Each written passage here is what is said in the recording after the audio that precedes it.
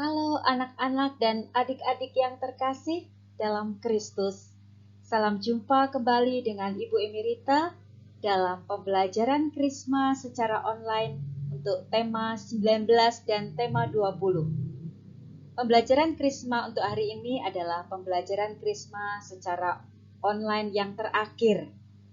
Kali ini kita akan membahas tema 19 yaitu tentang tobat dan tema 20 tentang memahami upacara Krisma. Anak-anak dan adik-adik yang terkasih, apa kabarnya hari ini?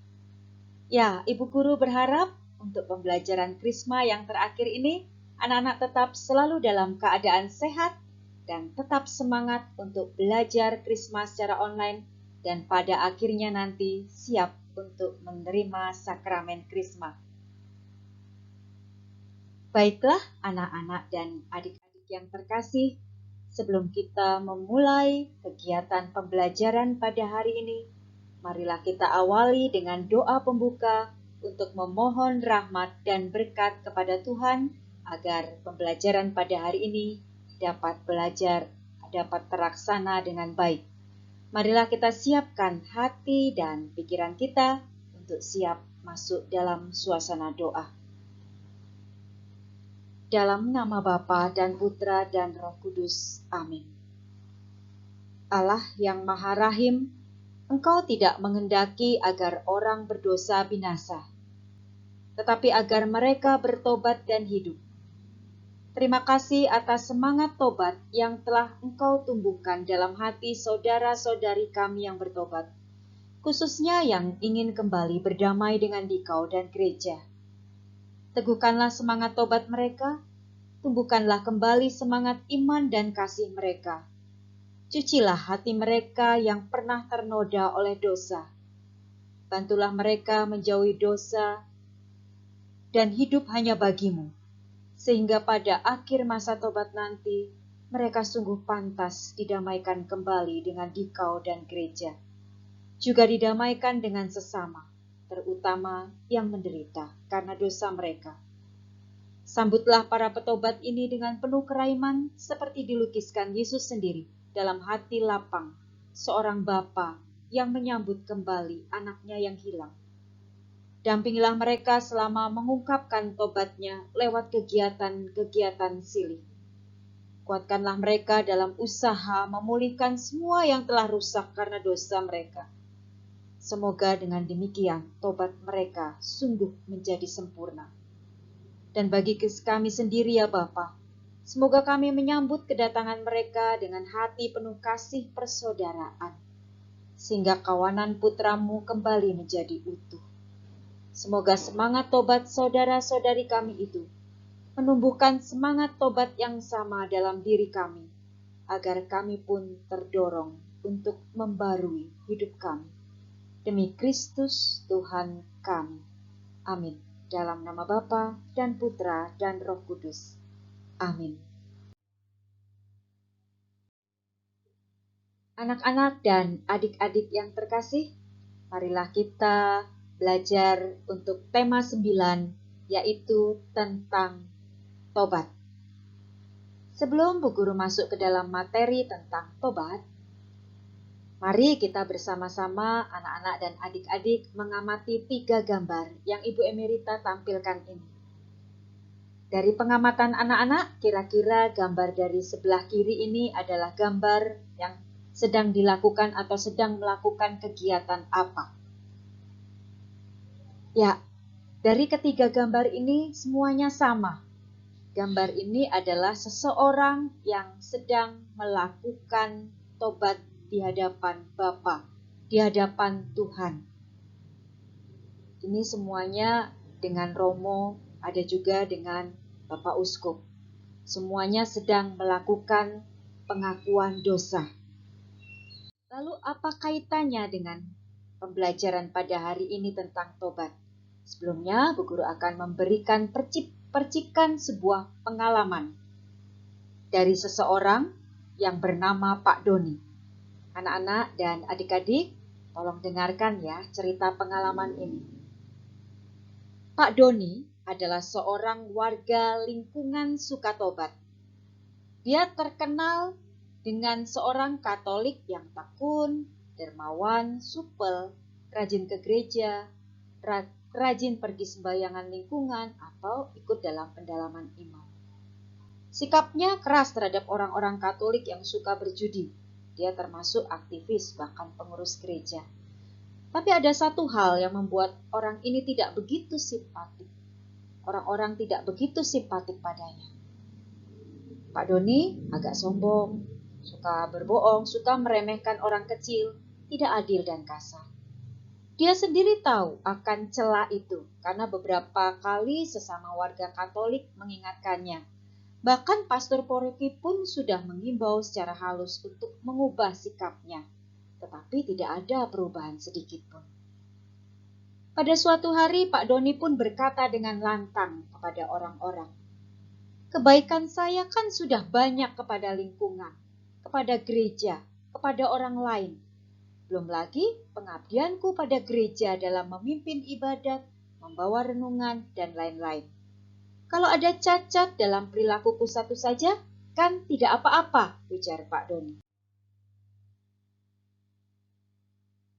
Sikap puas diri dan memaafkan cacatnya sendiri seperti yang dilakukan Pak Doni dalam ilustrasi cerita tadi, ternyata banyak terjadi dalam kehidupan nyata. Yang penting banyak orang mengatakan saya baik, cacat sedikit tidak apa-apa.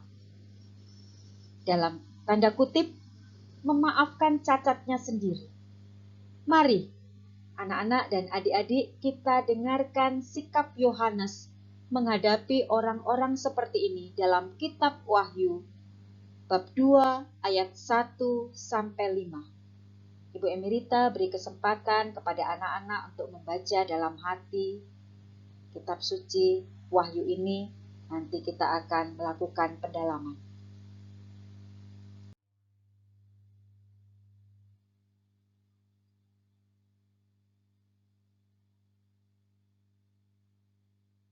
Baik, anak-anak dan adik-adik terkasih, kita kembali pada ilustrasi cerita Pak Doni. Yang pertama, apa kebaikan-kebaikan Pak Doni yang tadi anak-anak telah dengarkan? Ya, betul, tekun, dermawan, ya, supel, rajin ke gereja, rajin berdoa, ya, ikut pendalaman iman, membawakan renungan, dan sebagainya. Lalu kekurangannya apa? Ya, betul. Suka berbohong, sombong, lalu suka meremehkan orang kecil, tidak adil dan kasar. Nah, dikaitkan dengan kitab suci yang anak-anak dan adik-adik tadi baca, apa nasihat Santo Yohanes terhadap ilustrasi Pak Doni tadi? Ya, dalam kitab tadi yang anak-anak dan adik-adik baca, pesan Santo Yohanes adalah bertobatlah dan lakukanlah yang semestinya harus dilakukan. Lalu, apa ancaman Santo Yohanes dalam kitab suci tersebut? Jika tidak bertobat, aku akan datang kepadamu dan mengambil kaki dianmu dari tempatnya. Anak-anak paham dan adik-adik tentang kaki dian itu apa? Kaki dian itu adalah tempat untuk menaruh pelita. Lalu relevansinya kehadiran kaki dian dengan jemaat Tuhan saat ini adalah sumber terang. Jadi ketika kita tidak bertobat, maka Santo Yohanes akan mengambil kaki dian dari tempatnya. Artinya sumber terang dari hidup kita akan diambil Tuhan, akan dilenyapkan. Kemuliaan kita akan hilang sebagai jemaat beriman. Nah, baik anak-anak, dari ilustrasi dan pendalaman kitab suci itu, ada beberapa peneguhan yang akan Ibu Guru sampaikan. Yang pertama, ternyata dalam kehidupan sehari-hari masih ada orang yang beranggapan bahwa pahala dan kebahagiaan ditentukan oleh perimbangan antara kebaikan dan kejahatan yang kita lakukan di dunia ini. Kalau kebaikan lebih banyak daripada kejahatan, maka naik ke surga. Namun, menurut Santo Yohanes, anggapan demikian ternyata tidak benar. Karena dalam Kitab Wahyu bab 2 ayat 1-5 jelas-jelas disebutkan, kendati kebaikan umat Efesus itu banyak, namun karena ada kekurangan satu, maka semua kebaikan yang telah dilakukan umat Efesus tidak ada artinya. Artinya apa? Artinya Tuhan akan mengambil kaki Dian itu dari tempatnya jika engkau tidak bertobat. Nah, artinya lagi, jemaat Efesus akan dicampakkan, dibuang karena dianggap tidak pantas lagi untuk menghiasi jemaat Allah. Kesaksian yang lebih tegas disampaikan oleh Nabi Yeskiel. Beginilah firman Tuhan, kalau orang benar mengandalkan kebenarannya dan ia berbuat baik, segala perbuatan kebenarannya tidak akan diperhitungkan. Dan ia harus hidup dalam kecurangan yang diperbuatnya. Tetapi kalau ada orang jahat bertobat dari dosanya, serta melakukan keadilan dan kebenaran, maka semua dosa yang diperbuatnya tidak akan diingat-ingat lagi. Ia sudah melakukan kebaikan dan kebenaran dengan pertobatannya itu. Maka ia pasti hidup. Sumber terangnya, kemuliaannya tidak akan dicabut oleh Tuhan. Nah, anak-anak dan adik-adik yang terkasih, dosa kita yang paling besar adalah terlalu gampang memaafkan cacat pada diri sendiri, sehingga tidak berusaha bertobat dan memperbaikinya. Kita sadar bahwa itu salah, bahkan sangat berdosa. Tetapi kadang kita bersikap seperti Pak Doni dalam ilustrasi tadi, dengan mengatakan, tidak apa-apa, hanya satu dosa saja kok, atau kebaikan saya kan lebih banyak. Banyak orang lain yang mengatakan, saya baik. Itu memang watak saya, kata Pak Doni. Nah, dari sikap seperti itulah kita harus segera bertobat.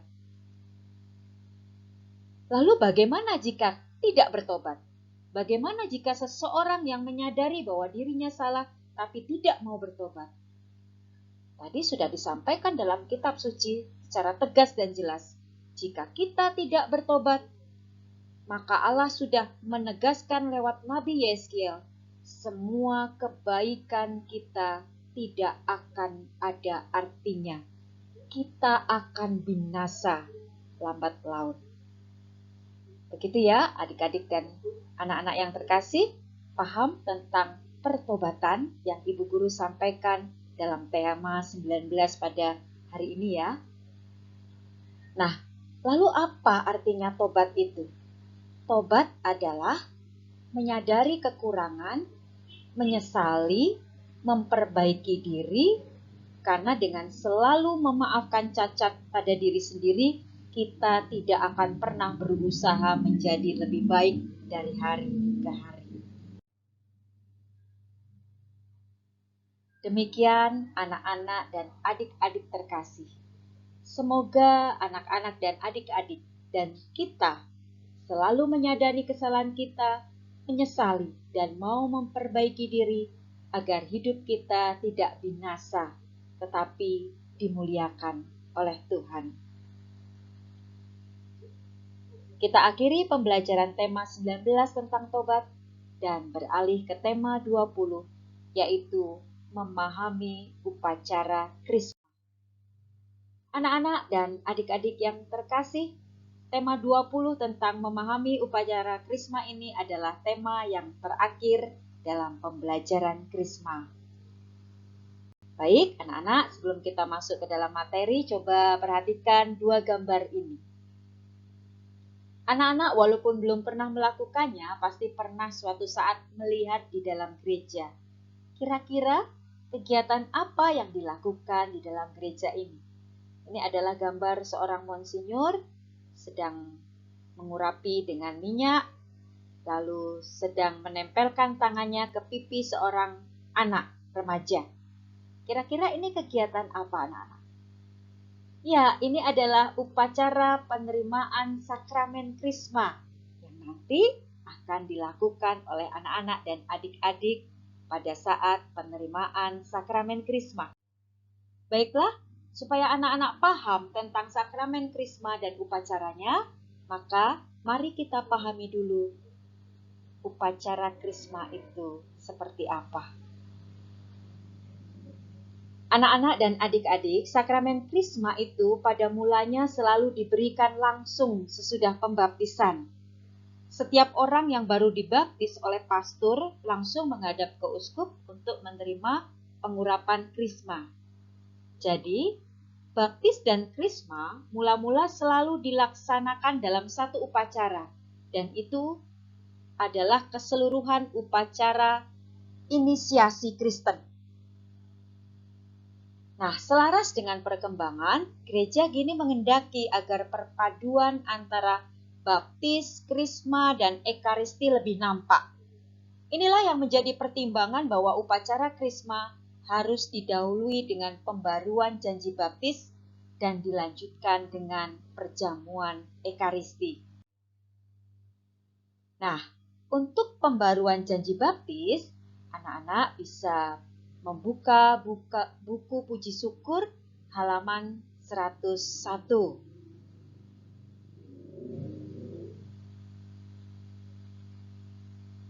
Baiklah, anak-anak dan adik-adik, saat menerima sakramen baptis, ada yang dibaptis ketika masih bayi dan ada yang sudah dewasa. Tentu di antara anak-anak dan adik-adik ada yang dibaptis ketika masih bayi. Ada juga yang sudah usianya sudah remaja atau dewasa. Nah, sebelum dibaptis, kita semua mengikrarkan janji baptis yang intinya kita menolak setan dan percaya kepada Allah. Siapa Allah itu? Bapa, Putra, dan Roh Kudus. Dan juga percaya kepada gereja. Nah, ketika yang dibaptis masih bayi, maka yang mengikrarkan janji baptis itu adalah orang tua. Tapi ketika dewasa, maka yang mengucapkan adalah orang atau anak-anak dan adik-adik yang dibaptis. Nah, janji baptis itu merupakan syarat mutlak dalam pembaptisan. Tidak ada seorang pun yang dapat dibaptis tanpa mengikrarkan janji baptis. Setiap orang yang ingin dibaptis harus bersedia menolak setan dan dosa dan segala kejahatan dan harus mengakui iman kepada Allah, yaitu Bapa, Putra, dan Roh Kudus, serta iman kepada gereja. Nah, pembaruan janji baptis ini merupakan syarat mutlak untuk menerima sakramen Krisma. Maka, sebelum menerima sakramen Krisma, anak-anak dan adik-adik akan diminta mengucapkan kembali janji baptis sebagai tanda bahwa anak-anak setia pada iman Katolik dan tanda bahwa anak-anak tetap berpegang teguh kepada Yesus Kristus. Nah, andai kata anak-anak dan adik-adik salah seorang calon dengan tegas menolak memperbarui janji baptisnya, maka dia akan dipersilakan untuk mengundurkan diri. Karena apa? Karena untuk pembaruan janji baptis, anak-anak bisa membuka buku puji syukur halaman 101. Di situ ada pembaruan janji baptis, apa yang anak-anak dan adik-adik ucapkan. Nah, anak-anak dan adik-adik setelah mengucapkan pembaruan janji baptis, maka imam memohon berkat Roh Kudus bagi anak-anak dan adik-adik. Setelah itu, lalu kemudian dilakukan pengurapan dengan krisma. Lalu bagaimana tata cara pengurapan dengan krisma? Yang pertama, para calon krisma maju ke hadapan Bapak Uskup. Nah, di depan Bapak Uskup, anak-anak dan adik-adik diminta untuk menyerahkan kartu krisma kepada petugas yang mendampingi Bapak Uskup. Atau biasanya petugas sudah memegang kartu krisma anak-anak dan membacakan nama anak-anak bagi Bapak Uskup. Nah, selanjutnya Wali Krisma menumpangkan tangannya di atas bahu anak-anak. Nah, karena ini situasi pandemi, maka Wali Krisma mengikuti secara daring sakramen Krisma nanti yang akan diberikan kepada anak-anak dan adik-adik. Nah, ini untuk menandakan apa? Untuk menandakan dukungan Wali Krisma kepada anak-anak dan adik-adik bahwa Wali Krisma akan selalu memperhatikan perkembangan iman anak-anak dan adik-adik. Setelah itu, uskup akan mengurapi dahi anak-anak dan adik-adik dengan minyak krisma. Minyak krisma ini melambangkan apa, anak-anak? Minyak krisma ini melambangkan peneguhan dan karunia Roh Kudus. Jadi, dengan pengurapan krisma ini, diteguhkanlah karunia Roh Kudus dalam diri anak-anak dan adik-adik dan dikukuhkan dalam gereja Kristus. Nah, setelah itu peserta krisma menghadap petugas lain untuk mengusap atau membersihkan minyak yang mengalir di dahi. Selanjutnya adalah amanah perutusan.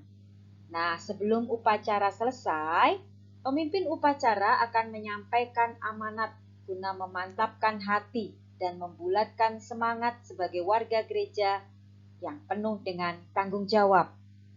Maka anak-anak dan adik-adik terkasih, setelah itu tata cara sakramen krisma yang anak-anak dan adik-adik laksanakan selesai.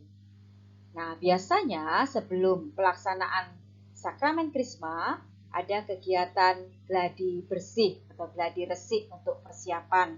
Nanti akan diumumkan di dalam lingkungannya masing-masing kapan pelaksanaannya. Nah, anak-anak, lalu ketika anak-anak menerima sakramen krisma, ada buah-buah sakramen krisma yang anak-anak harus lakukan dalam kehidupan nyata sebagai imam Katolik. Sebagai iman Katolik. Buah-buah sakramen krisma itu adalah yang pertama, dengan menerima sakramen krisma, anak-anak dan adik-adik semakin dipenuhi Roh Kudus. Maka kehadiran Roh Kudus itu membuahkan diantaranya semakin serupa dengan Kristus. Lalu menjadi lebih mantap dan dewasa dalam iman. Makin setia mengikuti Kristus, makin berani membela iman, dikuatkan untuk menjadi saksi Kristus, lebih bertanggung jawab terhadap kehidupan gereja, lebih cermat memilih panggilan hidup, menjadi orang beriman yang dinamis. Nah, itu adalah buah-buah dari sakramen krisma. Jadi, anak-anak bisa menghayatinya juga melakukan dalam kehidupan nyata baik di dalam keluarga, di dalam masyarakat luas, maupun di dalam gereja. Lalu para petugas krisma biasanya terdiri dari apa, anak-anak dan adik-adik? Yang pertama adalah uskup dan imam yang mengurapi para calon krisma dengan minyak krisma. Lalu imam dan diakon yang membacakan nama calon krisma bagi Bapak Uskup. Lalu diakon atau petugas yang mengusap dahi peserta krisma dengan kain. Nah, baiklah demikian anak-anak, tata upacara krisma nanti akan diperdalam lagi dalam pembekalan sakramen krisma yang akan diberikan di lingkungan pada hari Senin. Untuk waktunya kapan nanti akan disampaikan di dalam grup kelas krisma. Baiklah, untuk pembelajaran 19 dan 20, kita akan melakukan refleksi dan aksi atau tugas. Refleksi yang pertama, bagaimanakah perasaan adik-adik setelah mendengarkan kesaksian Santo Yohanes tentang pertobatan? Silakan anak-anak dan adik-adik tulis di buku tulisnya masing-masing. Yang kedua, apakah anak-anak dan adik-adik selalu menyadari kesalahan dalam dirinya sendiri, menyesali dan mau memperbaiki diri, agar hidup tidak binasa tetapi dimuliakan oleh Tuhan?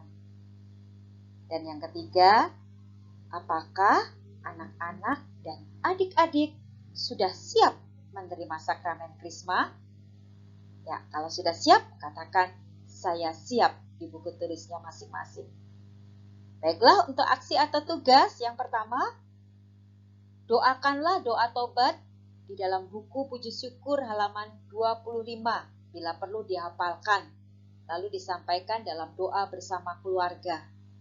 Yang kedua, bacalah tata cara rekonsiliasi perorangan dari Puji Syukur halaman 104. Nah, itu adalah aksi dan tugas yang anak-anak harus kerjakan. Baiklah anak-anak dan adik-adik terkasih, dengan belajar tema 19 dan 20, maka selesai sudah semua materi pembelajaran Krisma. Semoga dengan pembelajaran ini anak-anak dan adik-adik semakin bertumbuh dalam iman dan memiliki kedewasaan sehingga lebih cermat dalam panggilan hidup dan semakin menjadi orang beriman yang dinamis serta siap menjadi saksi Kristus. Terima kasih untuk anak-anak dan adik-adik yang selalu mau belajar dan menanamkannya dalam kehidupan rohani sehari-hari bersama keluarga di rumah, lingkungan, dan gereja. Semoga anak-anak dan adik-adik selalu setia menjadi pengikut Kristus yang sejati.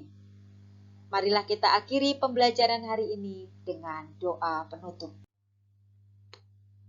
Mari kita siapkan hati dan pikiran kita untuk masuk dalam suasana doa. Dalam nama Bapa dan Putra dan Roh Kudus. Amin. Allah Bapa yang Maha Murah, kami bersyukur kepadamu karena Engkau telah menguatkan kami melalui kehadiran-Mu dalam pembelajaran ini. Kami bersyukur kepadamu karena Engkau telah membagikan kelimpahan cinta kasih-Mu kepada kami. Kami bersyukur karena persekutuan cinta kasih ini. Semoga hidup kami dipenuhi rasa syukur, baik dalam suka maupun dalam duka. Semoga persekutuan kami dengan Yesus dalam pembelajaran ini semakin menguatkan iman kami sehingga kami mampu menjadi saksi-saksi-Mu di tengah-tengah masyarakat. Amin. Dalam nama Bapa dan Putra dan Roh Kudus. Amin. Baiklah anak-anak dan adik-adik yang terkasih, kita akhiri pembelajaran hari ini dan sudah selesai. Semoga semakin bertumbuh dalam iman dan semakin baik, serta siap untuk menerima sakramen Krisma.